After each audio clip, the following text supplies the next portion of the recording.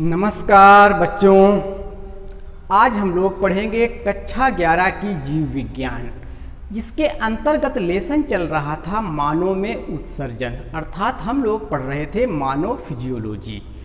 उसमें टॉपिक चल रहा था एक्सक्रीशन अर्थात उत्सर्जन।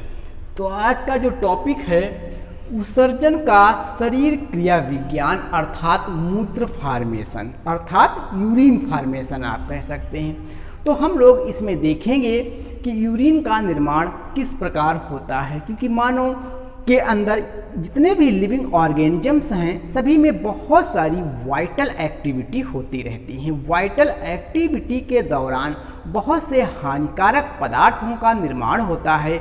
उन पदार्थों को शरीर से बाहर निष्कासित करने के लिए यह प्रक्रिया बहुत ही महत्वपूर्ण है। तो इस प्रक्रिया में हम लोग देखेंगे कि मनुष्य में उत्सर्जन की क्रिया को हम दो चरणों में बांटकर पढ़ सकते हैं। मनुष्य में जो एक्सक्रीशन अर्थात हानिकारक पदार्थ शरीर से बाहर निकालना है, इस प्रक्रिया को हम दो चरणों के तहत अध्ययन करेंगे। देखिए, प्रथम जो चरण है वो क्या कह रहा है, यकृत में, यकृत का मतलब लीवर की कोशिकाएं, अर्थात यकृत में अमीनो अम्लों से यूरिया का निर्माण। तो पहला सवाल आपके पास यही आता है कि यूरिया का निर्माण कहाँ होता है, तो आपका जवाब क्लियर हो गया कि यकृत अर्थात लीवर में होता है। दूसरा देखिए, बात करेंगे ब्रक। ब्रक का मतलब होता है किडनी में मूत्र का निर्माण तथा उसका उत्सर्जन। तो देखिए, हम दो चरणों में पढ़ रहे हैं। प्रथम या पहला जो चरण है, यकृत में अमीनो अम्लों से यूरिया का निर्माण। सेकेंड स्टेप जो है, किडनी में यूरिन का फॉर्मेशन तथा शरीर से बाहर उसका निष्कासन। इन दोनों चीजों को हम लोगों को डिटेल अध्ययन करना है।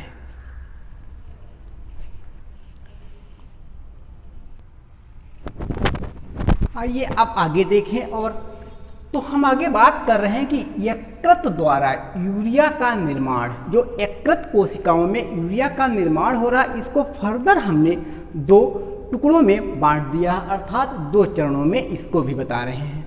तो देखिए, इसमें क्या होगा, सबसे पहले क्योंकि हम जो भी खाने में लेते हैं वो क्या होता है, बहुत सारे अमीनो अम्ल हमारे भोजन में होते हैं। और आप जानते हैं कि हमारे शरीर को सुचारू रूप से संचालित करने के लिए कुल 20 अमीनो अम्लों की आवश्यकता होती है, जिसमें से 10 हमारे लिए अनिवार्य होते हैं, एसेंशियल अमीनो अम्ल होते हैं, और 10 क्या होते हैं, नॉन एसेंशियल अमीनो अम्ल।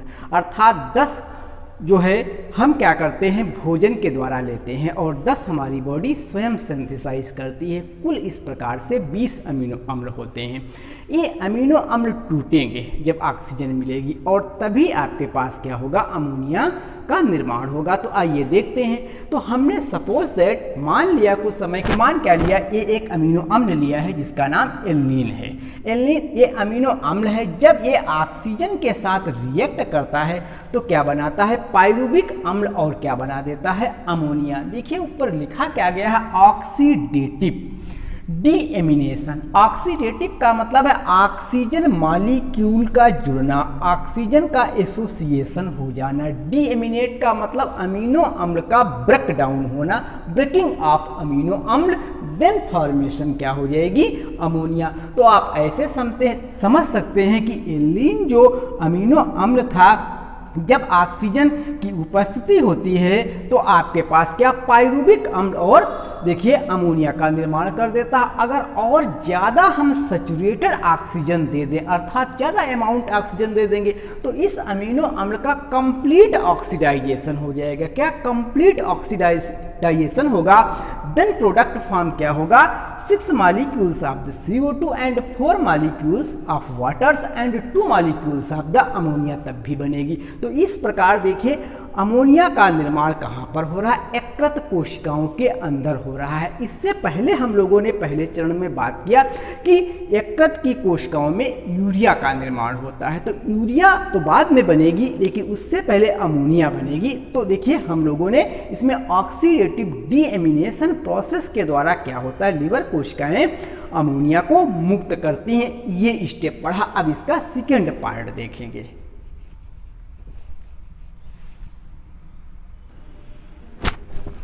तो आइए दूसरा इसका स्टेप देखें। तो दूसरे स्टेप में मैंने कहा क्या है, क्रेब्स हैंसेलिट चक्र द्वारा यूरिया का निर्माण होना।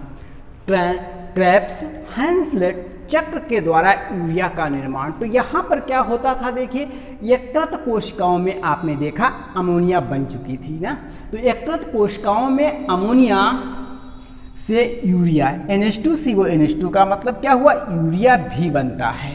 यह एक जटिल कॉम्प्लेक्स केमिकल क्या है, क्रिया है, जिसे हम ऑर्थिन चक्र के नाम से भी जानते हैं। ऑर्थिन चक्र बोले या क्रेब्स हैंसेलिट चक्र बोले, दोनों एक ही चीज है, इस बात को ध्यान रखें।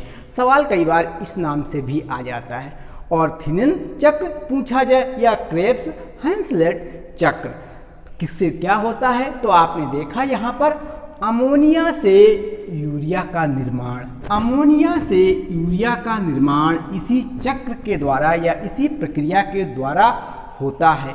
यह प्रक्रिया आप देखेंगे कई चरणों में पूरी होगी, कई इसके अंतर्गत स्टेप आएंगे, उनके तहत हम बात अभी करेंगे। तो पहला पॉइंट यहाँ पर ये आपको नोट करना या याद करना है कि जो यकृत कोशिका में अमोनिया है बन चुकी थी, अमोनिया से यूरिया बनने के लिए जो चक्र चलेगा या जो प्रक्रिया होगी उसका नाम क्या है, ऑर्थिन चक्र या क्रेब्स हैंसेलिट चक्र के द्वारा यूरिया का निर्माण होता है।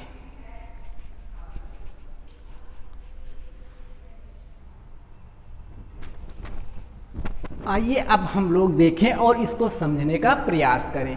तो देखें, जैसा कि पढ़ चुके हैं कि बाई डीएमिनेशन ऑफ अमीनो अम्ल, अमीनो अम्ल जब ब्रेक डाउन हुआ करते थे तो क्या बनता था, आपके पास अमोनिया बनता था। देखिए हमने पहले बता रखा है कि अमोनिया अमीनो अम्ल का ब्रेक डाउन होना क्या कहलाता है, डीएमिनेशन। इसके फलस्वरूप क्या बनती है, आपके पास अमोनिया बनती है।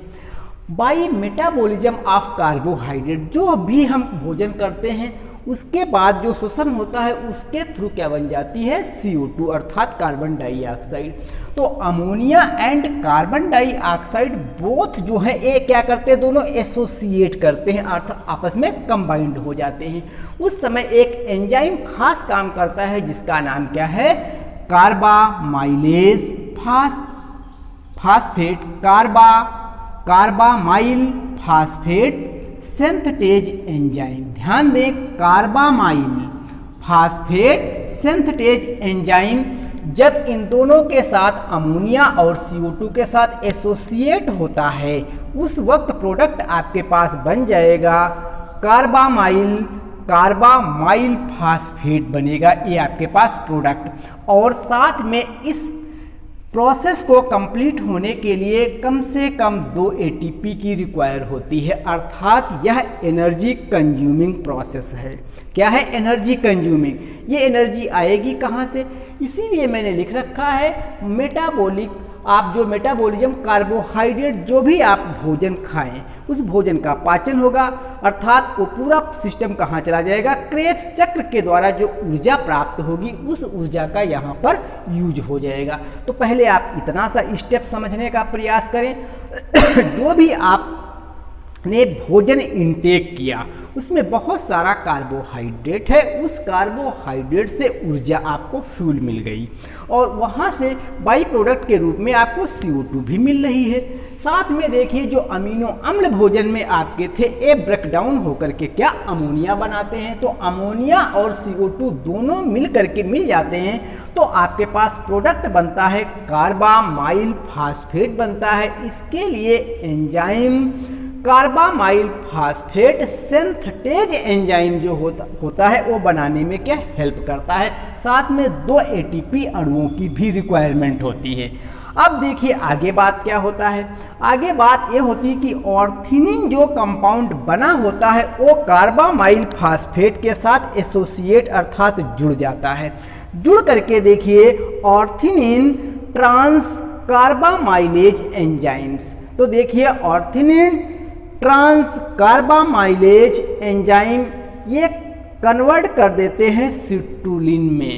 किसमें कन्वर्ट हो जाता है, फर्दर यानी carbamyl phosphate as well as ornithine, ये दोनों ट्रांस कार्बामाइलेज एंजाइम की उपस्थिति में कन्वर्ट हो जाते हैं किसमें, सिट्रुलिन में। सिट्रुलिन फर्दर क्या इसको चाहिए, एटीपी चाहिए। एटीपी लेता है और एक खास एंजाइम चाहिए, एसिड चाहिए जिसका नाम आस्पर्टिक एसिड है। इसके साथ जब एसोसिएट होता है तब प्रोडक्ट आपके पास बन जाता है एंजियोसक्सिनिक, आर्जिनोसक्सिनिक। देखिए क्या लिखा, आर्जिनोसक्सिनिक एसिड में बदल जाएगा किसमें, तो ध्यान दें सिट्रुलिन के साथ जब आस्पर्टिक एसिड एसोसिएट होता है, साथ में सिट्रुलिन आर्जिनोसक्सिनेज एसिड में बदलने के लिए एडेनोसिन ट्राइफॉस्फेट भी चाहिए और आस्पर्टिक एसिड भी चाहिए, दोनों मिलकर के बना देते हैं। अब देखिए, अब इससे क्या होगा, जो आर्जिनोसक्सिनिक अम्ल बना था इससे क्या बनेगा, आर्जिनिन बनेगा। लेकिन आर्जिनिन बनने के लिए क्या चाहिए, आर्जिनोसक्सिनेज एंजाइम चाहिए। आर्जिनोसक्सिनेज एंजाइम यहां पर जुड़ जाता है इसके साथ, और इसी के साथ में निकल आता है फ्यूमेरिक एसिड। फ्यूमेरिक एसिड क्या आ जाता है, बाहर निकल आता है, और आर्जिनिन जो एंजाइम्स है ये आर्जिनिन में कन्वर्ट करवा देता है। अब आर्जिनिन जो बना ये फिर से arginase and carbon dioxide, arginase as well as carbon dioxide, ये मिलकर फिर से ऑर्थिनिन बना लेंगे। और देखिए यहां पर वाटर का यूज होगा, उसी के साथ आपके पास यूरिया बाहर निकल आएगी। क्या, यूरिया बाहर बन जाती है। तो पहले इस प्रोसेस को ठीक से समझें, इसके लिए मैं ये कह रहा हूं कि सबसे पहले यकृत की जो कोशिकाएं थी उनके अंदर क्या हुआ, अमीनो अम्लों का ब्रेकडाउन हुआ, जिसके परिणाम स्वरूप आपके पास अमोनिया बनी। और अदर कार्बोहाइड्रेट मेटाबॉलिज्म से कार्बन डाइऑक्साइड बोथ मॉलिक्यूल जब एसोसिएट हो जाते हैं, जुड़ते हैं, उसी वक्त एक एंजाइम खास काम करता है जिसका नाम कार्बामाइलेज फास्फेटेज एंजाइम्स है, और एटीपी इस वर्ग के लिए चाहिए और बना लेता है carbamyl phosphate. Carbamyl phosphate further associated with the ornithine के साथ जुड़ेगा, और ये दोनों ट्रांस कार्बामाइलेज एंजाइम की उपस्थिति से सिट्रुलिन में कन्वर्ट कर देती हैं। सिट्रुलिन जब रिएक्ट करता है आस्पर्टिक एसिड के साथ, उस समय फिर से ऊर्जा की उसको रिक्वायरमेंट होती है, और अल्टीमेटली ये चेंज होता है किसमें, आर्जिनोसक्सिनिक एसिड में। आर्जिनोसक्सिनिक एसिड में ये चेंज हो जाता है। इसके लिए एंजाइम्स की भी जो रिक्वायरमेंट है, आर्जिनोसक्सिनेज एंजाइम्स, आपको पहले मैंने बता रखा है, जिस प्रोडक्ट के लास्ट में एज लगा देते हैं वो एंजाइम में हो जाता है उसका। तो इस प्रकार से, और साथ में निकल आता है फ्यूमेरिक एसिड्स, और ये चीज चेंज हो जाती है किसमें, आर्जिनिन में। और इसके लिए आर्जिनेज, भाई सीधी सी बात है, आर्जिनेज एंजाइम जब रिएक्ट करता है CO2 के साथ, दोनों मिलकर के ऑर्थिनिन फिर से बन जाता है, और इसी समय वाटर के साथ ड्रेन आउट हो जाती है आपकी यूरिया, अर्थात NH2CO NH2।